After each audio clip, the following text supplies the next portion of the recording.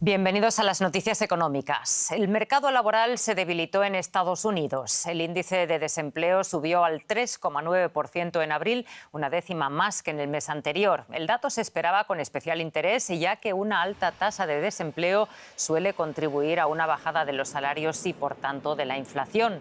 Esto hace más probable que la Reserva Federal pueda recortar próximamente las tasas de interés. El miércoles, la Fed mantuvo sin cambios el tipo de interés oficial, alegando que la inflación seguía siendo demasiado alta.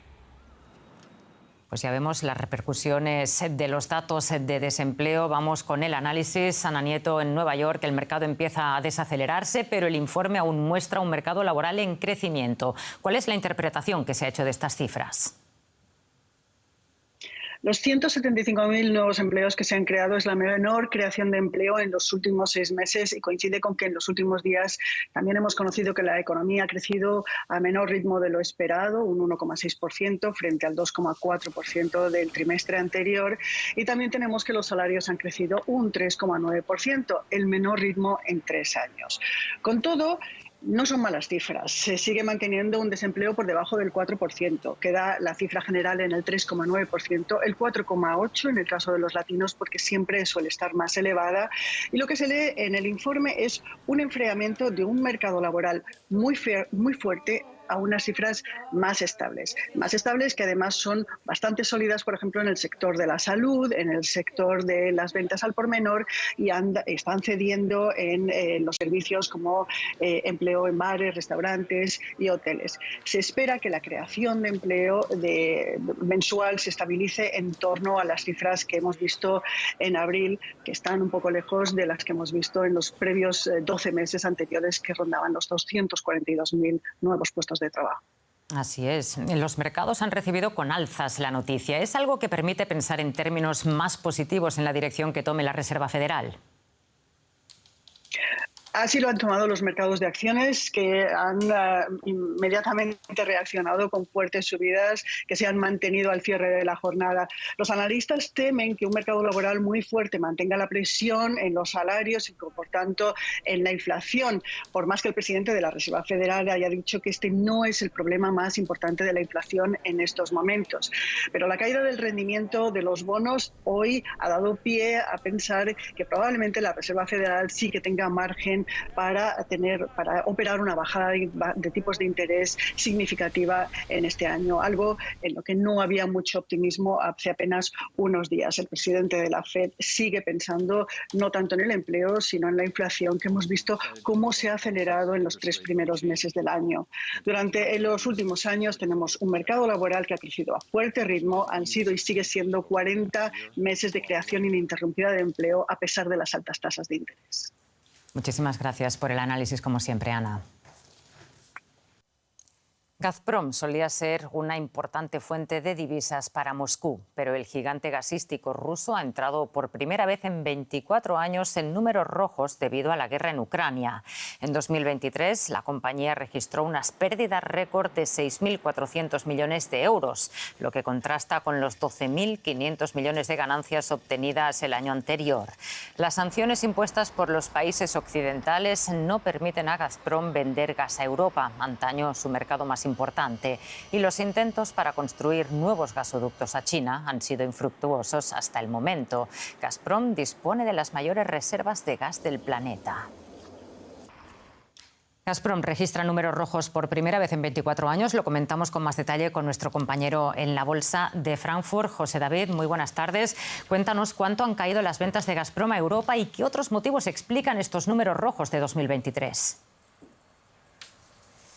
Hola Rosa, ¿qué tal? Pues los envíos de Rusia por gas hacia los países europeos han caído o habrían caído en el 2023 en torno a un 55%, es decir, han pasado de representar en torno al 40% de las importaciones de gas por tubería a en torno al 8%. Así que los expertos ya pronostican que evidentemente la pérdida del mercado europeo, que era tan importante y el principal mercado para Gazprom, no lo va a poder compensar, no lo ha podido compensar y no lo va a poder compensar aunque mire hacia otros mercados. De hecho, ahora Rusia prácticamente, Rosa, solo tiene dos opciones. Una de ellas sería la de, bueno, intentar buscar otros clientes en otros mercados, sobre todo en el mercado asiático, para compensar un poco las pérdidas europeas, o impulsar de alguna forma las ventas del gas natural licuado, pero le falta infraestructura.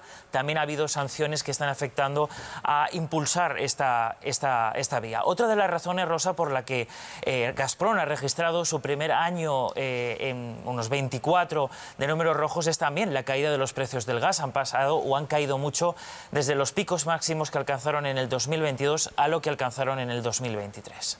Cierto, José. La esperanza de las empresas de energía rusas está puesta en China, pero ¿por qué los proyectos gasísticos no van como a Moscú le gustaría? Bueno, como les decía, Rusia está intentando vender más gas a otros países y especialmente, Rosa, como tú me preguntas, a China. Ya lo está haciendo y se nota con el envío de más gas a través de Fuerza de Siberia, que es una de las principales tuberías que les une, pero realmente la esperanza de Rusia sería construir Fuerza de Siberia 2.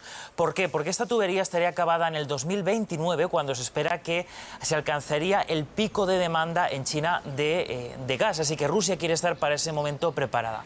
Pero hay discrepancia, Rosa, en cuanto, por ejemplo, al precio que tendría que tener el gas que se envía o a los costos del proyecto, entre otras diferencias. Así que ese proyecto no ha comenzado, aunque debería haber ya comenzado las obras en el primer trimestre, primera mitad de este 2024. Interesante lo que nos cuentas. Muchísimas gracias, José David. Un saludo y buen fin de semana. Tras más de 2 años de guerra de Rusia en Ucrania, la economía europea se enfrenta a grandes retos que tienen también un enorme impacto presupuestario. Los socios europeos han adoptado medidas para afrontar las consecuencias derivadas del conflicto, que en algunos países se sienten más que en otros. Uno de los principales efectos de la guerra de Ucrania en la Unión Europea es el aumento del coste de la vida. Desde finales de 2021, antes de la invasión rusa, el gasto energético del bloque se ha duplicado hasta alcanzar los 600.000 millones de euros. Y aunque los precios se han estabilizado, siguen siendo elevados, añadiendo presión a consumidores y empresas. Aunque al menos un país europeo se ha beneficiado de los altos precios de la energía: Noruega. Hemos creado un marco de seguridad energética que nos ha convertido en proveedores estables y duraderos para el mercado europeo. Que Europa esté protegida depende de que haya suficiente energía disponible para la industria, los hogares y, sobre todo, a precios asequibles. Esta es nuestra contribución. La carestía energética afecta a las economías europeas, también a Alemania, que acaba de salir de la recesión y con quien Noruega ha aumentado su cooperación energética. Especialmente los proveedores se ven perjudicados por la menor demanda mundial, un efecto dominó que repercute en algunas economías menores de la Unión. La realidad es que, como pequeña economía abierta, Estonia depende en gran medida de las exportaciones. Nuestros principales mercados no son lugares lejanos. Hablamos de Finlandia, Suecia, Alemania, Letonia y Lituania. Y si añadimos a esta combinación variables como el coronavirus y la desagradable situación que ha provocado Rusia en Ucrania, ahí es cuando se desata una auténtica tormenta perfecta. No parece que Europa vaya a capear pronto el temporal. El gasto público aumentó durante la pandemia y se ha mantenido elevado para reforzar los presupuestos de defensa y ayudar a Ucrania. Apoyar a Kiev es caro, pero esencial, según los expertos. A Europa le costará literalmente 100 veces más, sobre todo si continúa en guerra con Rusia. Se trata de desembolsar ahora el precio o tener que pagarlo después con creces. Entre tanto, la economía europea sufre, creciendo tan solo un 0,5% el año pasado. Pese a todo, las previsiones de crecimiento para 2024 son de 0,9%. Aunque no todos los problemas económicos pueden achacarse a la guerra, los países del bloque podrían afrontar sus retos en mejores condiciones si Rusia no hubiera invadido Ucrania. Texas aumentó los controles en la frontera con Ciudad Juárez en un intento por detener la migración irregular, lo que ha provocado trastornos en el flujo de transporte, con miles de camiones con exportaciones provenientes de Ciudad Juárez varados en el lado mexicano de la frontera. Unos 2.000 transportistas mexicanos denunciaron que las kilométricas filas debido a las revisiones están provocando cortes en los suministros de la industria ensambladora. Muchos de los productos que se fabrican del lado mexicano tienen como destino empresas estadounidenses, por lo que advierten el impacto económico será cuantioso debido a la suspensión de la cadena productiva. Nicaragua rompió relaciones diplomáticas con Taiwán en 2021 y se comprometió a acatar el principio de una sola China. Así consiguió el año pasado firmar un tratado de libre comercio con el gigante asiático que está vigente desde el 1 de enero. Nicaragua espera que el acuerdo le ayude a fomentar el crecimiento económico. De momento, los productos chinos empezaron a circular por el país. Los primeros curiosos ya han llegado. En la capital nicaragüense, Managua, ya se pueden comprar productos chinos. Contamos con 18.000 productos en total. Tenemos desde ferretería, cosméticos, perfumería, calzado, mueblería, cristalería, de todo un poco. Este centro comercial podría ser solo el principio. El presidente Daniel Ortega confía en que China convierta a Nicaragua en el centro del comercio de Centroamérica, invirtiendo en su maltrecha economía. Como contrapartida, el 70% de los productos nicaragüenses están exentos de aranceles aduaneros en China. Para Ortega, el acuerdo comercial significa la entrada de esa ayuda económica tan necesaria. En 2021, su gobierno cortó relaciones diplomáticas con Taiwán. El Tratado de Libre Comercio con China es consecuencia directa de aquel giro político. China lleva tiempo queriendo incrementar su influencia en Centroamérica. Los nicaragüenses, por el momento, se muestran contentos con el incremento de la oferta.